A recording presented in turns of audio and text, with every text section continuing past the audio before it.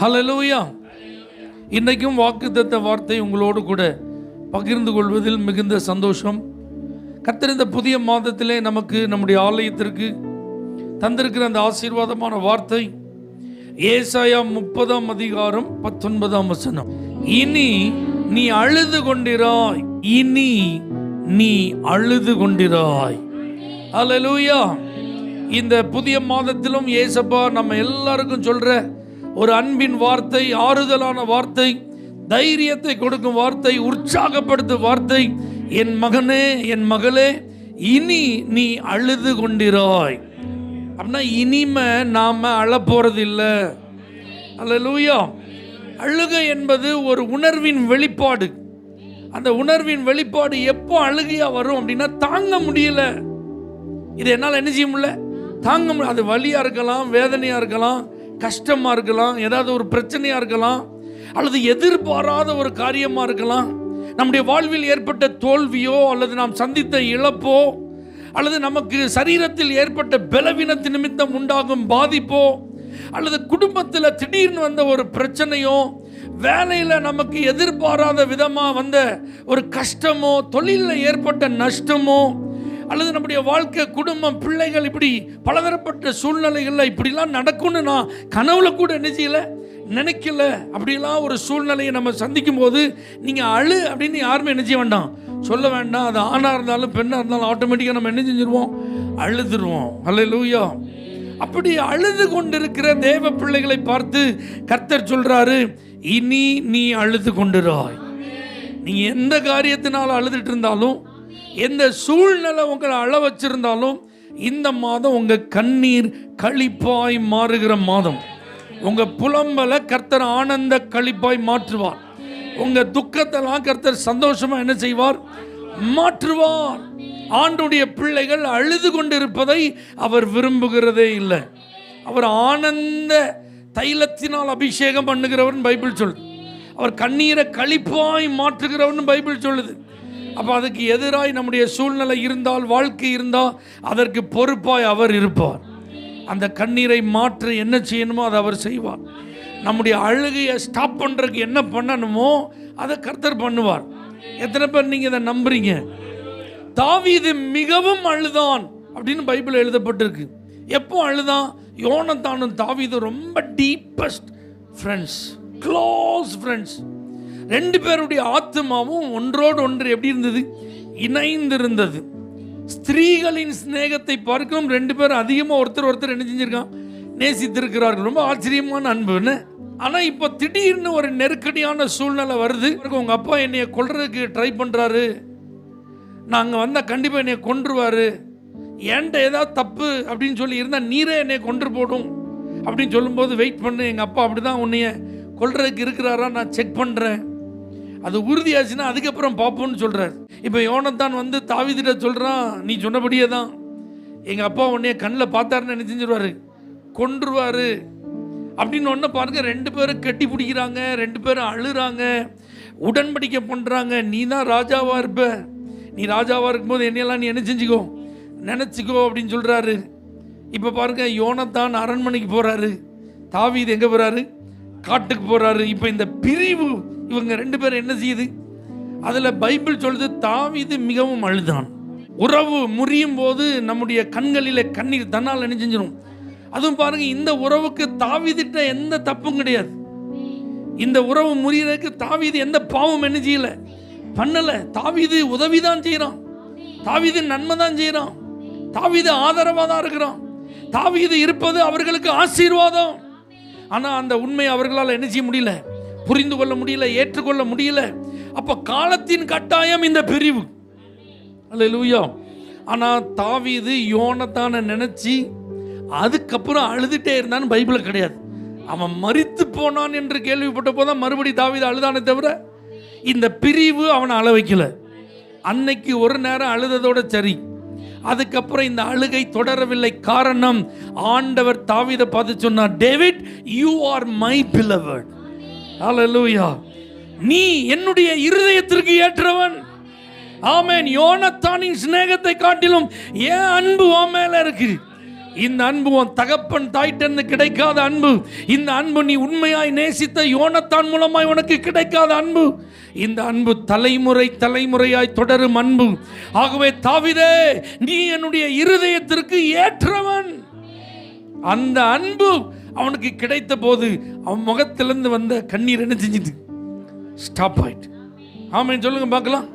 யாராவது நீங்க சில உறவுகள் உங்கள்ட்ட பேசல, அல்லது பேச விரும்பல, அல்லது சூழ்நிலையின் நிர்பந்தம், காலத்தின் கட்டாயம், எந்த தப்பும் இல்லை, ஆனாலும் வேற வழி இல்லாம அந்த உறவை என்ன செய்ய முடியல, தற்காத்து கொள்ள முடியவில்லை, அந்த உறவோடு இணைந்திருக்க முடியவில்லை. அது என்னுடைய மனதில் ஒரு மிகுந்த தாக்கத்தை ஏற்படுத்தி இருக்கிறது, வருத்தத்தை ஏற்படுத்தி இருக்கிறது, வேதனை ஏற்படுத்தி இருக்கு. அதனால நான் அழுதுட்டே இருக்கிறேன். யாருக்குமே அது என்ன செய்யாது, தெரியாது. My heart is crying.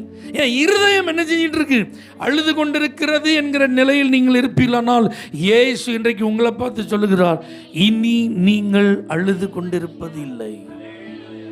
அல்லேலூயா. யாக்கோபு ஒரு நாள் ராத்திரி அழுதார்.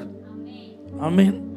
பிந்தி தனித்திருந்து தேவனுடைய சமூகத்தில் அவர் தேவனோடு போராடினார் அப்படின்னு பைபிளில் நம்ம பார்க்குறோம்.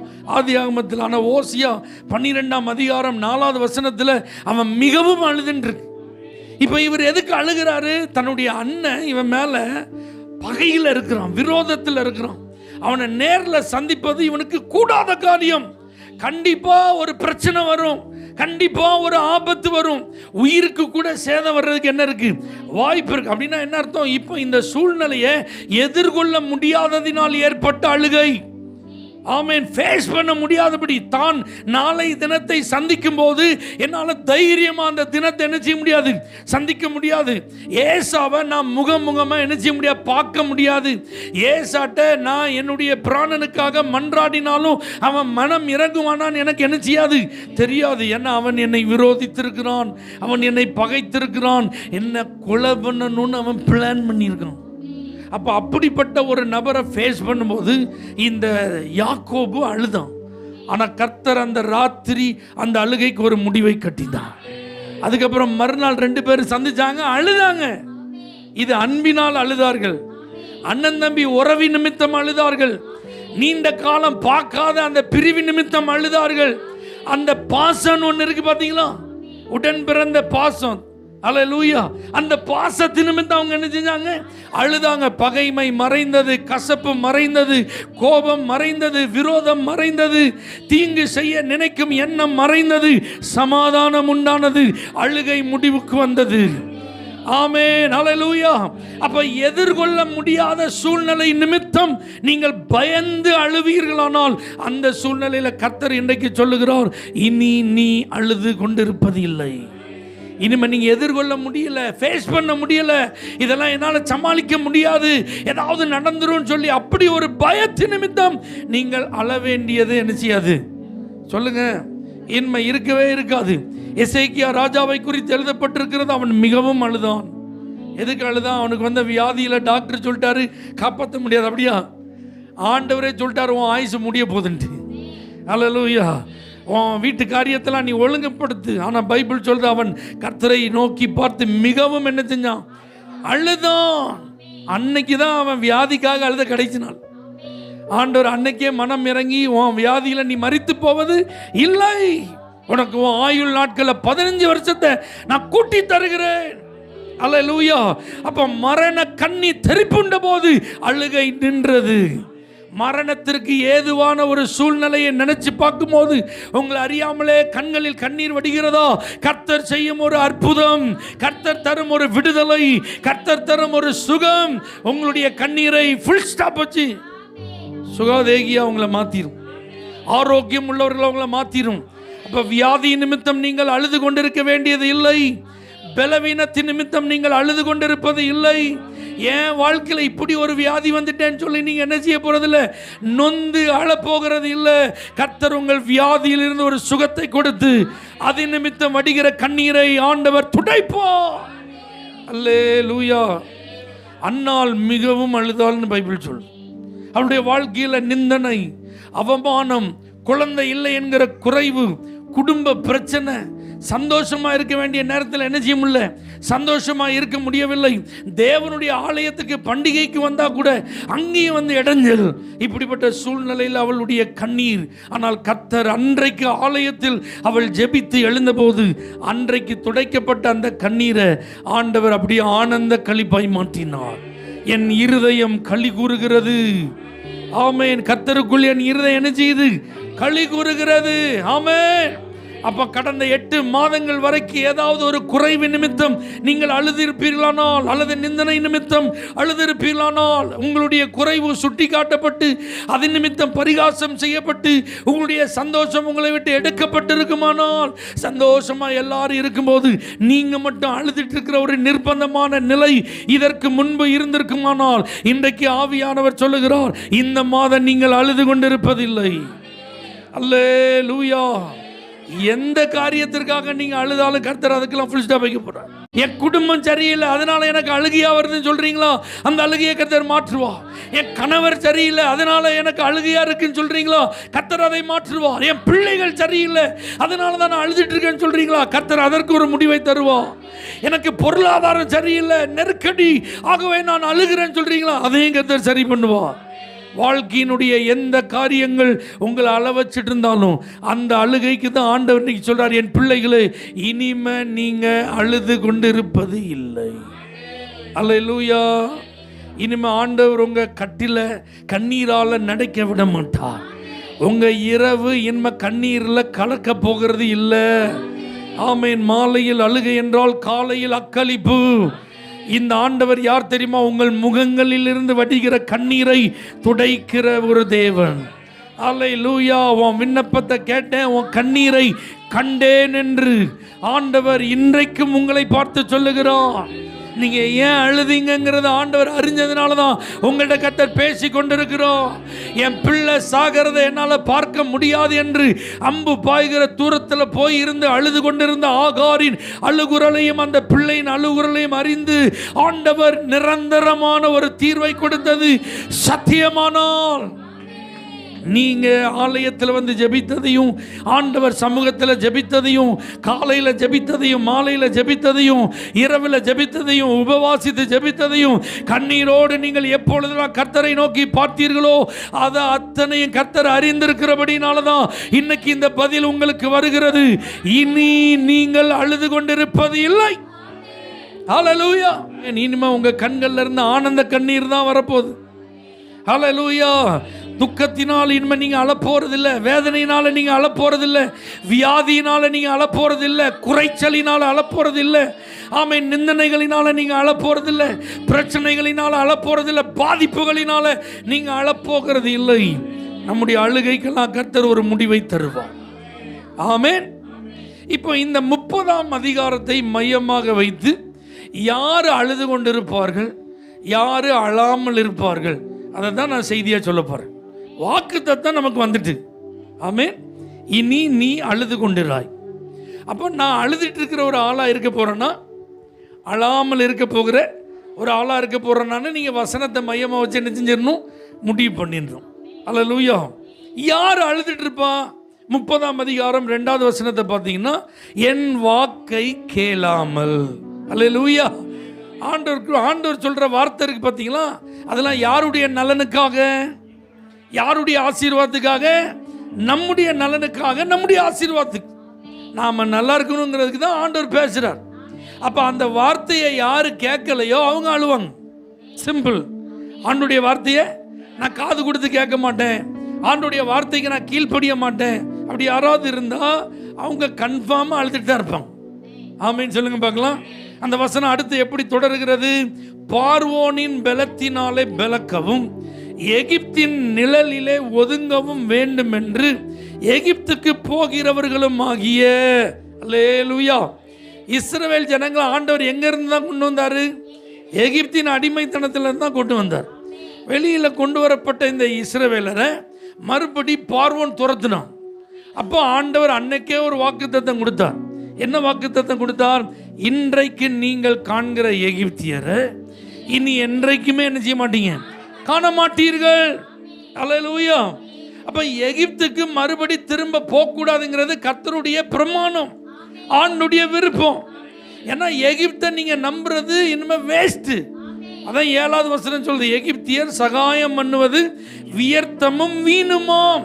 அப்படின்னா என்ன அர்த்தம்? அவங்க உதவி செய்யறேன்னு சொல்றது வேஸ்ட். எகிப்தியர்கிட்ட நீங்க போய் எனக்கு ஹெல்ப் பண்ணுங்க கேட்டா, okay I will support you, I will help யூன்னா உடனே என்ன செய்வாங்க? ரிப்ளை பண்ணுவாங்க. ஆனா அது வேஸ்ட். எகிப்து தான் எனக்கு பலன்னு சொல்லி நீ அதை போய் பிடிக்கும்னு நினைச்சேன்னா அது ஒரு நாணல் மாதிரி. நாணல் நேரம் நிற்குமா? அது டக்குன்னு வளைஞ்சிரும். அது மாத்திரமல்ல, நீ பிடிச்சனா அது உன் கையிலேருந்து உருவிடும். அல்லேலூயா. அதை வச்சு நான் தப்பிச்சிடலாம், அதை வச்சு நான் சமாளிச்சிடலாம், அதை வச்சு நான் எல்லாத்தையும் பார்த்துக்கிடலாம். நீ எகிப்தை நம்பினால் எகிப்து உனக்கு என்ன செய்யாது? உதவாது. எகிப்துனா உலகம், எகிப்தின் அனுபவம் அடிமைத்தனம். பார்வோன் சத்துருவுக்கு இணையாய் சொல்லப்பட்டவன். அப்போ நம்முடைய வாழ்க்கையின் தேவைகளுக்கு, நம்முடைய வாழ்க்கையின் காரியங்களுக்கெல்லாம் ஆண்டவர் தான் பொறுப்பை தவிர எகிப்தோ பார்வோனோ அல்ல. ஆமீன் சொல்லுங்க. இப்போ நீங்க கண்ணீர் வடிக்கிறீங்க, ஒரு பிரச்சனை வந்துட்டு, ஏதோ ஒரு கஷ்டம் வந்துட்டு, ஏதோ ஒரு பாதிப்பு வந்துட்டு, ஒரு இழப்பு வந்துட்டு, ஓகே இப்போ இதுக்கு நான் என்ன செய்யணும்? எகிப்துக்கு போகலாமா? பார்வோன்ட ஹெல்ப் கேட்கலாமா? அல்ல எகிப்தோட நிழல்லே நான் ஒதுங்கி இருக்கிறேன்னு சொல்லலாமா? இல்லை, வெயிலுக்கு ஒதுங்கும் நிழல் தேவன்னா, பெருங்காற்றுக்கு புகலிடமா இருப்பது தேவன்னா, கொடியவரின் சீரல் பலத்த அந்த ஆரவாரம் அதெல்லாம் நம்ம மேல மோதி அடிக்கும் போது நமக்கு பாதுகாப்பு யார் தான்? கர்த்தர் தான். அவர் தான் நம்முடைய முகத்தில் இருக்கிற கண்ணீர் என்ன செய்ய முடியும்? துடைக்க முடியும். அப்போ எகிப்தை நம்புறது, பார்வோனை நம்புறதுக்கு யார் ஆயத்தமாக இருக்காங்களோ அவங்க என்ன செய்வாங்க? அழுதுட்டு தான் இருப்பாங்க. அப்போ நான் உங்களுக்கு இப்படி சொல்கிறேன், கர்த்தரை நம்பாதவங்க அழுவாங்க. ஆமீன். கர்த்தருடைய வார்த்தைக்கு கீழ்ப்படியாதவங்க என்ன செய்வாங்க? அழுவார்கள். அதே மாதிரி கர்த்தர் மேலே நம்பிக்கை வைக்காதவங்க கண்டிப்பாக அழுதுட்டு தான் இருப்பாங்க. 9ஆம் வசனம் பாருங்க, கலகம் உள்ள ஜனங்கள். ஆமீன். கலகம் உள்ள ஜனங்கள்னா என்ன அர்த்தம்? கர்த்தர்கிட்ட நம்ம போய் ஏதாவது ஆண்டவர் சொல்கிறாரான்னு விசாரிப்போம்னா அதெல்லாம் கர்த்தர்கிட்டலாம் போக வேண்டாம். நம்ம கொஞ்சம் ஜெபம் பண்ணி, அதெல்லாம் ஒன்றும் ஜெபம் பண்ண வேண்டாம். கொஞ்சம் கர்த்தருடைய வேலைக்காக அதெல்லாம் ஒன்றும் காத்திருக்க வேண்டாம். இப்போ அவசரம், இப்போ உடனே செய்யணும். அப்போ ஆண்டவர் எங்கே முன்னிறுத்தும் போது அந்த ஆண்டவர் சம்பந்தப்பட்ட காரியத்தெல்லாம் கட் பண்ணி விடுறாங்க பார்த்தீங்களா? அந்த ஆட்கள் தான் யாரு? கலகக்காரர்கள். சர்ச்சுக்கு போகும் சொன்னால் வேண்டாம், இப்போ ஜெபம் பண்ணும் சேர்ந்துன்னா வேண்டாம். அல்லேலூயா. குடும்பமாக இப்போ ஜெபம் பண்ணணும்னா வேண்டாம். இந்த மாதிரி தேவனும் தேவனுக்கு அடுத்த காரியங்களிலும் நம்ம ஒருமனப்பட முடியாதபடிக்கு அதுக்கு இடையூறாக இருக்கிறவர்கள் இருக்காங்க பார்த்தீங்களா? அவங்க எப்படி தான் இருப்பாங்க? அழுதுட்டு தான் இருப்பாங்க. அல்லேலூயா. அப்படின்னா என்ன அர்த்தம்? தேவனுடைய காரியங்களுக்கு எதிர்த்து நிற்பவர்கள் அழுது கொண்டிருப்பார்கள். ஆமீன். அடுத்து பாருங்க, பொய் பேசுகிற பிள்ளைகள். பொய் பேசுகிறவங்களுக்கு சந்தோஷமே கிடையாது. பொய் எதுக்கு சொல்கிறாங்க? அந்த நேரத்தை சமாளிக்கிறதுக்கு தான், அந்த நேரத்தில் எஸ்கேப் ஆகி போகிறதுக்கு தான், அந்த நேரத்தில் நம்மளை விட்டா போதும்பா அப்படிங்கிறதுக்கு தான். ஆனால் உண்மை என்ன? பொய் நம்மளை என்ன செஞ்சிடும்? நிம்மதியை கெடுத்துரும். பொய் நம்மளை அள வச்சிரும். அப்போ தேவனுடைய பிள்ளைகளை நீங்கள் நல்லா கவனிச்சுக்கோங்க. பொய் பேசுகிறவங்க அழுவாங்க. அப்படின்னா என்ன அர்த்தம்? உண்மை என்னைக்கும் உண்மை தான், பொய் என்னைக்கும் பொய் தான். உள்ளதை உள்ளதுன்னும் இல்லாததை இல்லாததுன்னு சொல்கிறதுக்கு பழகணும். அந்த கட்ஸ் நமக்கு இருக்கணும். ஆமீன் சொல்லுங்க பார்க்கலாம். பொய் ஒரு நாள் நம்ம வாயிலேருந்து என்ன செய்யக்கூடாது? வரவே கூடாது. ஏன்னா பொய் சொன்னால் கண்டிப்பாக அழுதுரும். அல்லேலூயா. அதில் மாற்றமே இல்லை. அடுத்து பாருங்க, கர்த்தருடைய வேதத்தை கேட்க மனதில்லாதிருக்கிற புத்திரருமாய் இருக்கிறார்கள். அப்போ ஆண்டுடைய வேதத்தை யாரு கேட்கறதுக்கு மனசு இல்லாமல் இருக்கிறாங்களோ அவங்க என்ன செய்வாங்க? அழுதுட்டு இருப்பாங்க. இதுதான் நமக்கு கைடு. ஆண்டவர் நம்ம கையில் வழிகாட்டியா புத்தகமாக நம்ம கையில் என்ன செஞ்சிருக்கிறார்? நம்ம அழாமல் இருக்கணும், நம்ம பாதுகாப்பாக இருக்கணும், நம்ம சந்தோஷமாக இருக்கணும் அப்படிங்கிறதுக்கு இந்த வேதம் தான் நமக்கு என்ன செய்யுது? வழி காட்டுகிறது. அப்போ அந்த வேதத்தை எனக்கு கேட்கறதுக்கு அவங்களுக்கு எதை கேட்க மனசு இல்லை? தேவனுடைய வார்த்தையை கேட்க மனசு இல்லை. பிறகு வீட்டில் போனால் நிம்மதியாக இருக்க முடியுமா? வசனம் இங்கே பிரசங்கிக்கப்படுறதே வார்த்தையை ஆண்டவர் கொடுத்து அன்னைக்கு வந்திருக்கிற ஜனங்களுடைய தேவைக்காக தான் பேசுகிறார். அவங்களுடைய எதிர்பார்ப்புக்கு தான் ஆண்டவர் பதில் கொடுக்குறார். ஆனால் அந்த வார்த்தையை கேட்காம ஆள் எஸ்கேப்னு வச்சுக்கோங்க, என்ன நடக்கும்? சரி, ஆள் இங்கே தான் இருக்கு, ஆனால் கண்ணு மூடிட்டு காது மூடிட்டு. அல்லேலூயா. வசனத்தை என்ன செய்யல? கேட்கல. பாஸ்டர் பிரசங்கம் பண்ணாரா? ஆமா பண்ணார்ல. என்ன பிரசங்கம் பண்ணார்? சூப்பரா பண்ணார்ல. ஆமா, அந்த சூப்பர் தான். என்ன பண்ணாரு? நல்லா பண்ணாரு. ஆனா என்ன பண்ணாருன்னா தெரியல. அப்படின்னா என்ன அர்த்தம்? அந்த வார்த்தை உள்ள என்ன செய்யல, போகல அப்படின்னு அர்த்தம். அல்லேலூயா. வீட்டுக்கு போனதுக்கப்புறம் யாராவது உங்களை பார்த்து இன்னைக்கு சர்ச்சுக்கு போனீங்களா? ஆமாம். என்ன பிரசங்கம் உங்கள் பாஸ்டர் பண்ணாங்கன்னு கேட்டால் என்ன செய்ய தெரியணும்? இருங்க ஒரு நிமிஷம், அந்த டைரியை நான் திருப்பி பார்த்துட்டு சொல்கிறேன். அப்படி என்ன செய்யக்கூடாது? இருக்கும். நல்ல கருத்தா வசனத்தை கேட்கணும். அப்போ வசனத்தை கேட்கலன்னா அதுதான் நமக்கு பலன், அதுதான் நம்முடைய தைரியம். அந்த வார்த்தை தானே நமக்கு ஜீவனை தருது. அப்போ இந்த வார்த்தையை நீங்கள் கேட்கலன்னா மனுஷன் வார்த்தை உங்களை உடைச்சிரும். கடினமான பாதை உங்களை உடைச்சிரும். கடினமான சூழ்நிலை உங்களை உடைச்சிரும். பிரச்சனை உங்களை உடைச்சிரும். ஆனால் இதுக்கு மத்தியிலே நீங்கள் தைரியமாக இருக்கணும்னா வேதத்தை நீங்கள் கேட்டிருந்தா உங்களுக்கு சொல்ல முடியும், துர்ச்சன பிரவாகம் என்ன செய்யாது, அணுகாது. மிகுந்த ஜல பிரவாகம் என் மேலே புரளாது. அல்லேலூயா. பூமியை நிலை மாறினாலும், மலைகள் நடுச்சமுத்திரத்தில் சாய்ந்து போனாலும் என் நெஞ்சு அஞ்சாது. இது எப்போ தெரியும்? வசனத்தை கேட்டாதான் தெரியும். இப்படி ஒரு வசனம் இருக்குன்னே தெரிலன்னா என்ன செய்யறது? அப்போ வசனத்தை கேட்காதவங்க அழுவாங்க. இன்னொரு குரூப் இருக்காங்க, தரிசனக்காரர்களை பார்த்து நீங்களா ஒன்று தரிசனம்லாம் பார்த்து ஒன்று என்ன செய்ய வேண்டாம், சொல்ல வேண்டாம். ஞான திருஷ்டிக்காரங்களை பார்த்து நீங்கள் கொஞ்சம் எங்களுக்கு ஏற்ற மாதிரி பேசுங்க அப்படின்னு சொல்கிறாங்க. பார்த்தீங்களா? இந்த ஆட்கள் எப்பவுமே எப்படி தான் இருப்பாங்க, அழுதுட்டு தான் இருப்பாங்க. அல்லேலூயா. கர்த்தருடைய வார்த்தைன்னு ஒன்று வருதுன்னா அது அப்படியே ஆண்டவருடைய சமூகத்திலிருந்து புறப்பட்டு வந்ததை டெலிவரி பண்ணுறதுக்கு தான் ஞான திருஷ்டிக்காரர்கள் இருக்கிறாங்க. அல்லேலூயா. தீர்க்கதரிசிகள் இருக்காங்க. ஆண்டவர் சொன்னதை சொல்லாமல் பாருங்க, அன்னைக்கு யோசபாத் ஆகாப் இந்த 2 ராஜாக்கள் யுத்தத்துக்கு கிளம்பி நிற்கிறாங்க. யோசபாத்து கர்த்தருக்கு பயந்தவன், ஆகாபு கொஞ்சம் வித்தியாசமான ஆளு. இந்த யோசபாத்துக்கு ஒரு அரிச்சலாக இருக்குது, கர்த்தருடைய தீர்க்கதரிசி யாராவது இருக்காங்களா? அல்லேலூயா. ஆமாம். ஏன்னா நிறைய பேர் தீர்க்கதரிசி சொல்லிட்டான், நிறைய டீம் சொல்லிட்டு. ஆனால் இவனுக்கு மனசுக்குள்ள அரிச்சலாக இருக்குது. எத்தனையோ பேர் வார்த்தையை சொன்னாலும் கர்த்தருடைய தீர்க்கதரிசின்னு யாராவது இருக்காங்களா? அப்போ தான் ஆகாப் சொல்கிறான், ஒருத்தன் இருக்கான், அவன் பேர் மிகாயா. ஆனால் எனக்கு அவனுக்கு டைம் சரியே கிடையாது. ஏன்னா எப்போ பார்த்தாலும் எனக்கு எதிராக தான் பேசிகிட்டே இருப்பான். கர்த்தர் சொல்கிறான்னு ஒரு வார்த்தையை சொன்னால் நறுக்குன்னு குத்திடுவான். ஆமாம். அப்புறம் எல்லாரும் முன்னாடி என்னை அவன் குத்திட்டான்னா எனக்கு அது ரொம்ப எப்படி இருக்கும், அவமானமா. நான் ராஜா எல்லாம் அவன் என்கிட்ட ராஜாட்ட பேசுகிற மாதிரி என்ன செய்ய மாட்டான், ராஜாட்ட தீர்க்க தரிசனம் சொல்கிற மாதிரி ஒரு பயமே அவனுக்கு என்ன செய்யாது, இருக்காது. அவன் எப்போ பேசினாலும் எனக்கு எதிராக தான் பேசுவான். இந்த ஆள் விடலை. யோசபாத், எக்ஸ்கியூஸ் மீ கிங், எனக்காக அந்த ஒரு ஆளையும் என்ன செய்யுங்க, கூப்பிடுங்களேன். அல்லேலூயா. இப்போ அவனை கூப்பிடும்போதே சொல்லப்படுது, எல்லாரும் ராஜாவுக்கு ஏற்ற மாதிரியே எதம்மா என்ன செஞ்சிருக்கான், நீ ஏதாவது தேவையில்லாமல் என்ன செஞ்சிடாத, நீ பேசிடாதப்பா அப்படின்னு சொல்லியே கூப்பிட்டு வரான். எப்போ கர்த்தர் என்ன சொல்கிறாரோ அதுதான் நான் என்ன செய்வேன் சொல்ல. வந்து நின்ன உடனே அவன் சொன்னா, ராஜா நீங்கள் போகலாம், யுத்தத்துக்கு போகலாம், உங்களுக்கு சேர்ந்தாட்டம். ராஜாக்கு நல்லா தெரியும் சொல்கிற ஸ்டைலே சரியில்லை. எப்போ கர்த்தருடைய வார்த்தையை நீ சொல்கிறதுக்கு உன்ட்ட எத்தனை தடவை நான் கேட்கணும்? அவன் சொல்லிட்டான், முடிஞ்சது, இஸ்ரவேல் ஜனங்கள் மேய்ப்பன் இல்லாத ஆடுகள் போல இருக்கிறத நான் பார்க்குறேன்ட்டான். உடனே யோசபாத்தை பார்த்து ஆகாப் நான் சொன்னேன்னா, நான் அப்போதே சொன்னேன்னா, இவன் எனக்கு சாதகமாக சொல்ல மாட்டான் நான் சொன்னேன்னா. அல்லேலூயா. இவன் டென்ஷன் ஆயிட்டான். நான் யுத்தத்துக்கு போயிட்டு வெற்றியோடு வருவேன். அல்லேலூயா. இவனை விட்டுறாத, இவனை பிடிச்சி இடுக்கத்தின் அப்பத்தையும் அந்த தண்ணீரை என்னச்சி, அந்த தீர்க்கதரிசி ஒருத்தன் பயங்கரமாக தீர்க்கதரிசனம் சொல்லியிருந்தான், இப்படி முட்டி போடுவீர் எதிரிகள்னு ஒன்று உண்டாக்கிலாம் செஞ்சுருந்தான். அவன் இவனை கன்னத்தில் வேற என்ன செஞ்சுட்டான், அடிச்சுட்டான். என்னையை தாண்டி எப்படா வாண்ட ஆவியானவர் வந்தார், நீ அதை ஓடி ஒளிவை பற்றி அன்னைக்கு உனக்கு தெரியுன்றான். அப்போ கூட இவன் பின்வாங்கலை. ஆனால் இந்த ஆட்களுக்கு இப்படி பிரசங்கம் பண்ண என்ன செய்யாது, பிடிக்காது. இப்படி கர்த்தருடைய வார்த்தையை சொன்னால் என்ன செய்யாது, பிடிக்காது. அல்லேலூயா. எப்போவுமே எப்படி கர்த்தருடைய வார்த்தை வரணும், நல்ல நல்ல வார்த்தையாக என்ன செய்யணும் வரணும், ஆசீர்வாதமான வார்த்தையாக என்ன செய்யணும், எச்சரிப்பை என்ன செஞ்சிடக்கூடாது, ஒரு புத்தி சொல்கிற மாதிரி என்ன செய்யக்கூடாது, மண்டையில் நறுக்குன்னு கொட்டுற மாதிரி ஒரு வார்த்தை என்ன செஞ்சிடக்கூடாது, வந்துடக்கூடாது. அப்படி வந்துட்டுனா முகமே என்ன செஞ்சிடும், அன்னைக்கு ஆராதனையில் என்ன இருக்காது, ஒரு சந்தோஷமே என்ன செய்யாது.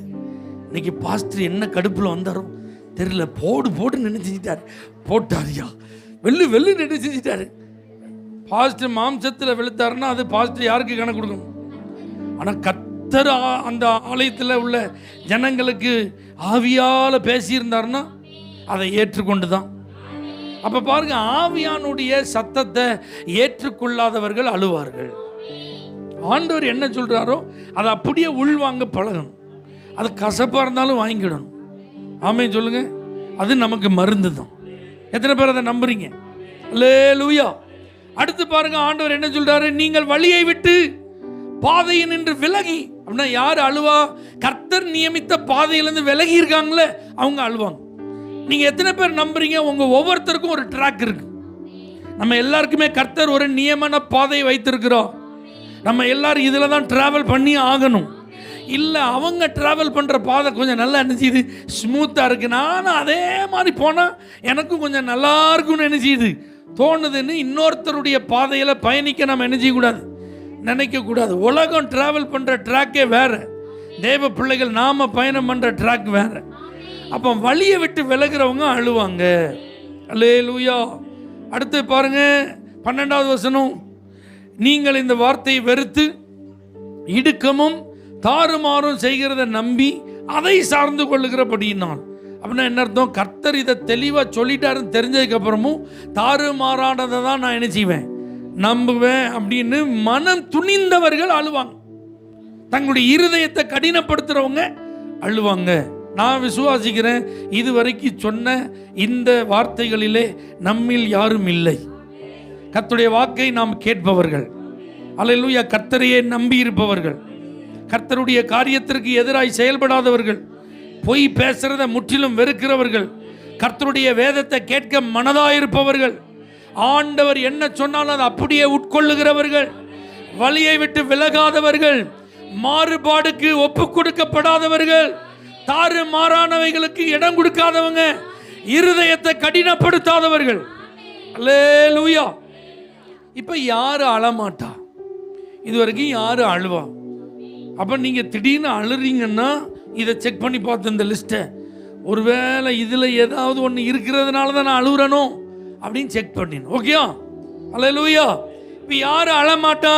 ஆண்டவர் சொல்றாரு, நீங்க மனம் திரும்பி அமர்ந்திருந்தால் ரட்சிக்கப்படுவீர்கள். அமெரிக்கையும் நம்பிக்கையுமே உங்கள் பலனா இருக்கும். அப்படின்னா என்ன அர்த்தம்? இனிமே நான் எகிப்தெல்லாம் நம்ப மாட்டேன்னு சொல்லி அமைதியாக நம்ம கர்த்தர் மேலே நம்பிக்கை வச்சுட்டு இருந்தாலே போதும், நம்ம அழமாட்டோம். ஆமென் சொல்லுங்க. யாரை சார்ந்திருந்தா? கர்த்தர். அமெரிக்கை அப்படின்னா அமைதி. அல்லேலூயா.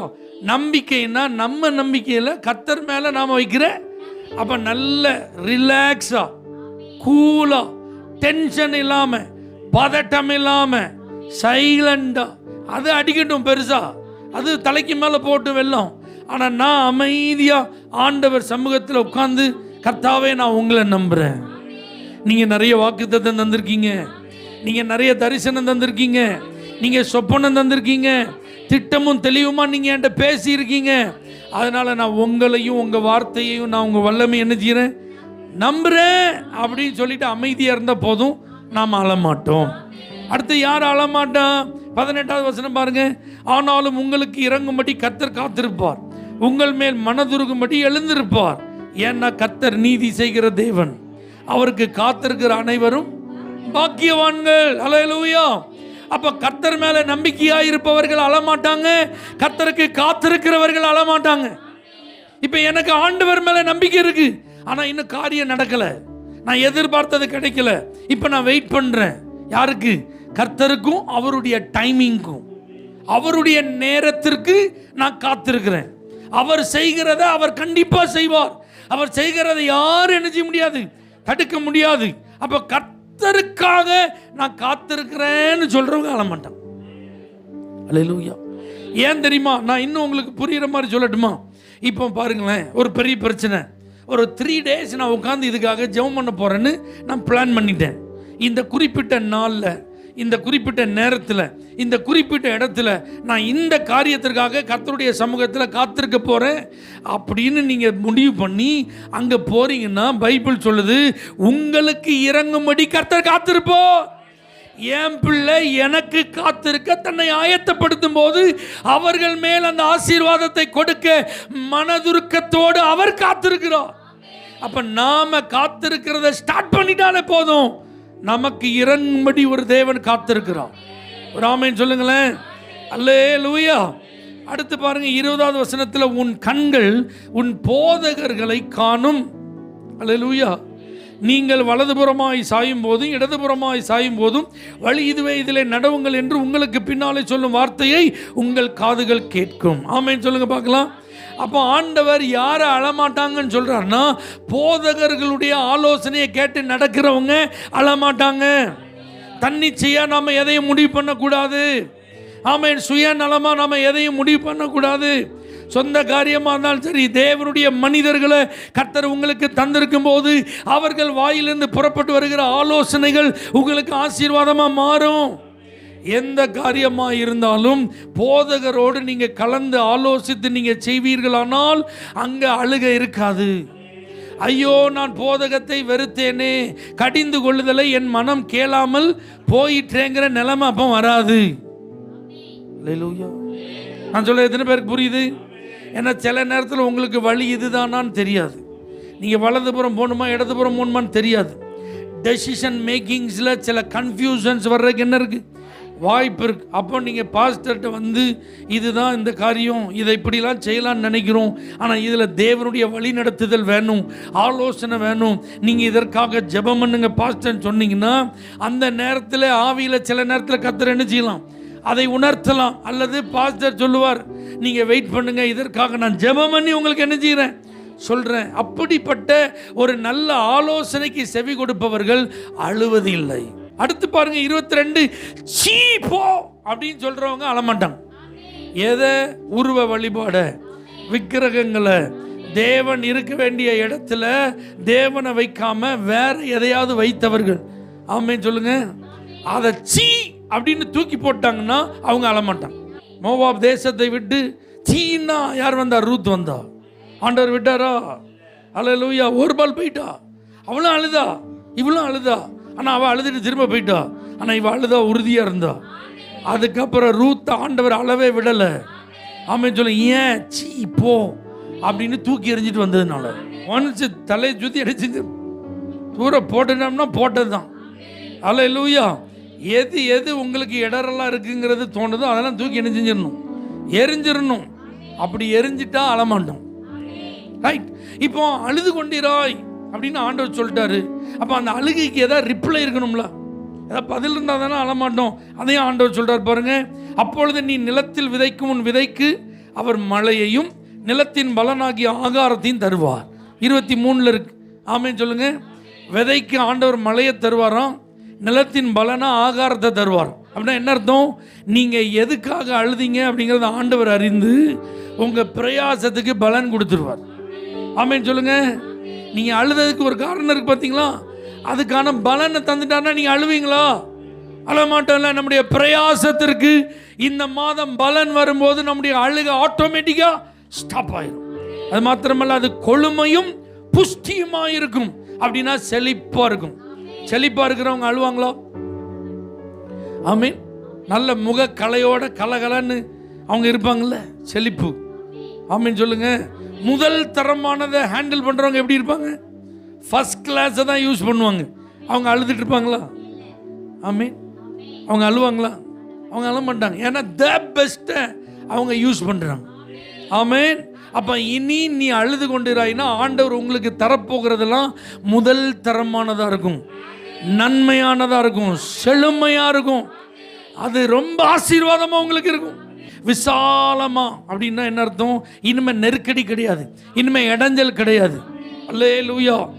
இந்த ஆடு மாடு மேய்கிறதுக்கெல்லாம் மேய்ச்சலுக்கு நல்ல இடம் இருந்தால் தான் அது ஆரோக்கியமாக என்ன செய்யும் இருக்கும். அதுலேருந்து ஆசீர்வாதத்தை நம்மளால் என்ன செய்ய முடியும்?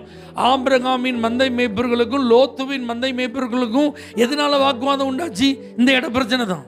மேய்ச்சலுக்கும் தண்ணி காட்டுறதுக்கும் பிரச்சனை. ஏன்னா இவன்டையும் ஏகப்பட்ட ஆடு மாடு மிருக ஜீவன்கள் இருக்கு, அவனுக்கும் ஏகப்பட்ட. நான் தான் முத வந்தேன், இல்லை நான் தான் முத வந்தேன், ஏய் எங்கள் ஓனர் தானே ஓனர், நீ ஒட்டு தானே, இதான் பிரச்சனை அவங்களுக்கு. ஆனால் இப்போ ஆண்டவர் சொல்றாரு, அப்படி இடைஞ்சலே இல்லாமல் எப்படி மேய்மா? விஸ்தாரமான. அல்லேலூயா. அப்போ நம்ம லைஃப்பில் ஏதோ ஒரு நெருக்கடி இருந்ததுனால, ஏதோ ஒரு இடையூறு இருந்ததுனால தான் அழுக. ஆனால் இப்போ அதில் விசாலத்தை கருத்தை தந்துட்டாருனா, விஸ்தாரத்தை கருத்தை தந்துட்டாருனா, பெருக்கத்தை கருத்தை தந்துட்டாருனா அழுக இருக்குமா? அந்த இடைஞ்சல் காலி ஆயிட்டுன்னு வச்சுக்கோங்களேன். அந்த இடைஞ்சல் ஸ்டாப் ஆயிட்டுனா அதுக்கப்புறம் நம்ம அழ வேண்டிய அவசியமே இருக்காது. இப்ப பாருங்க, அந்த மிருக ஜீவன்கள்லாம் ருசி உள்ள கப்பிகளை தின்னும். அல்லேலூயா. மிருக ஜீவன்களுக்கு கிடைக்கிற தீவனத்தை வாங்கி வந்து போடுப்பான் அப்படிங்கிறதெல்லாம் போய் அதுக்கே டேஸ்டம். அல்லேலூயா. அதுக்கு போடுறது எப்படி? டேஸ்டானதை போடுறாங்கன்னா அப்படின்னா என்ன அர்த்தம்? வாழ்க்கையில் ஒரு குறைவும் இல்லாத ஒரு ஆளால் தான் இப்படிலாம் செய்ய முடியும். ஆமாம் சொல்லுங்க. இப்போ நீங்கள் சொல்லுங்கள், உங்கள் லைஃப்பில் உங்களுக்கு ஒரு பிரச்சனையும் இல்லை, ஒரு குறையும் இல்லை, ஒரு கஷ்டம் இல்லை, எல்லாம் ஆல் கிளியர் ஆகிட்டு அப்படின்னா நீங்கள் சந்தோஷமாக இருப்பீங்களா, இருக்க மாட்டீங்களா? அப்படி ஒரு அனுபவத்தை தான் கர்த்தர் தருகிறார். இந்த மாதம் இனி நீ அழுது கொண்டு சும்மா சொல்லாமல் உங்கள் பிரயாசத்துக்கு பலனை தந்து உங்கள் அழுகையை ஸ்டாப் பண்ணுறார். அதுக்கப்புறம் உங்களை ஆசீர்வாதத்தின் உச்சத்துக்கு கொண்டு போய் ஆண்டவர் உங்களை அழ விடாமல் தடுக்கிறார். அது மாத்திரமல்லாமல் ஒரு குறைவும் இனிமேல் உங்களுக்கு இல்லவே இல்லைங்கிறத கர்த்தர் கன்ஃபார்ம் பண்ணி ஆண்டவர் உங்கள் அழுகைக்கு முற்றுப்புள்ளி வைக்கிறார். எல்லாவற்றை காட்டிலும் 26வது வசனத்தில் இருக்கு பாருங்க, கர்த்தர் தமது ஜனத்தின் முறிவை கட்டி அதன் அடிக்காயத்தை குணமாக்கும் நாள். அல்லேலூயா. மனம் முறிஞ்சு போயிருக்கிறவங்கள நீங்கள் அவ்வளோ ஈஸியாக என்ன செய்ய முடியாது, சரி பண்ண முடியாது. யோபு ஒரே நாளில் 10 பிள்ளைகளை இழந்தான், அத்தனை சொத்துக்களை இழந்து போனான். இப்போ அவனுடைய மனைவியும் சொல்கிறாங்க, தேவனை தூஷித்து எப்படி இருக்கு யோசிச்சு பாருங்க. இதுக்கு பேர் தான் மனம் முறிவு. மனமே என்ன செய்யறது, முறிஞ்சு போகிற. இனிமேல் வாழ்ந்து என்ன பிரயோஜனம்? இனிமேல் நீங்களும் இப்படி கஷ்டப்பட்டு இருக்கீங்க. உங்கள் வேதனையை என்னால் என்ன செய்ய முடியல, பார்க்க முடியல. பிள்ளைகள் அத்தனையும் போயிட்டு, சொத்து சோகம் அத்தனையும் போச்சு. இப்போ எனக்கு இருக்கிற ஒரே நம்பிக்கை நீங்கள் தான். இப்போ நீங்களும் குழஞ்சி போயிட்டீங்க. அல்லேலூயா. இந்த மன முறிவில் வந்த வார்த்தை தான். ஆனால் ஆண்டவர் சொல்ல அந்த மன முறிவை கட்டுவார், அடிக்காயத்தையும் குணமாக்கும் நாள். இப்போ காயம் பட்டுட்டு வெளியில் ஆறிட்டானா உள்ள ரணம் இருக்கு, உள்ள காயம் இருக்குன்னு சொல்றாங்க பார்த்தீங்களா? அல்லேலூயா. ஏதாவது ஒரு பாதிப்பு வந்திருக்கும், ஒரு பிரச்சனை வந்திருக்கும், அதை கடந்து வந்திருப்போம், நாள் போயிருக்கும்.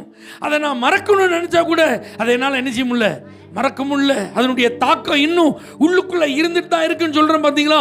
அப்படிப்பட்ட காரியங்களை கர்த்தர் குணமாக்குவாரானால் நம்ம அழ வேண்டியதே இருக்காது. ஆண்டவர் இப்படிப்பட்ட நன்மைகளை இந்த மாதத்திலே நமக்கு தர அவர் வாக்கு பண்ணியிருக்கிறார். ஆண்டுடைய விருப்பம் எல்லாம் என்னுடைய ஜனங்கள் சந்தோஷமா இருக்கு. எத்தனை பேர் நம்புறீங்க இந்த மாதம் கர்த்தர் உங்க வீட்டில் களி கூறுதலை தரப்போகிறார்? நீதிமான்களுடைய வீட்டில் எப்பவும் கொண்டாட்டம் தான், ரட்சிப்பின் கம்பீர சத்தம் தான். நீதிமான்கள் நீங்கள் இருக்கிற பட்டணங்களிலே களி கூறுதல் தான், வேலை ஸ்தலத்தில் களி கூறுதல் தான், வியாபார ஸ்தலங்களிலே களி கூறுதல் தான், உங்கள் குடும்பங்களிலே பிள்ளைகள் மத்தியில் எல்லா இடங்களிலேயும் சந்தோஷத்தை கர்த்தர் தரப்போகிறார். இனி நீ அழுது கொண்டுதான். இந்த பிள்ளைகள் எல்லாரும் ஆசீர்வதிக்கப்படுவார்களாக. உடைய கண்களில் இனி ஒருபோதும் கண்ணீர் வடிந்து அப்படியே துக்கத்தின் வெளிப்பாடாய் அது மாறாதபடி இனி அவங்க வாழ்க்கையில கண்ணீர் வடிந்தால் அது ஆனந்தத்தினால் வடிக்கிற கண்ணீராயிருப்பதாக. இயேசுவின் நாமத்தில் உம்முடைய பிள்ளைகளை நான் ஆசீர்வதிக்கிறேன்ப்பா. நீர் இவர்களுடைய வாழ்க்கையில் இந்த மாதம் முழுவதிலும் சந்தோஷப்பட்டு களி கூறுகிற நல்ல அனுபவங்களை தந்து நடத்துவீராக. இயேசுவின் நாமத்தில் பிதாவே. For prayer contact Pastor J. Kumar, El Shaddai Ministries, 9500252586, Surandai.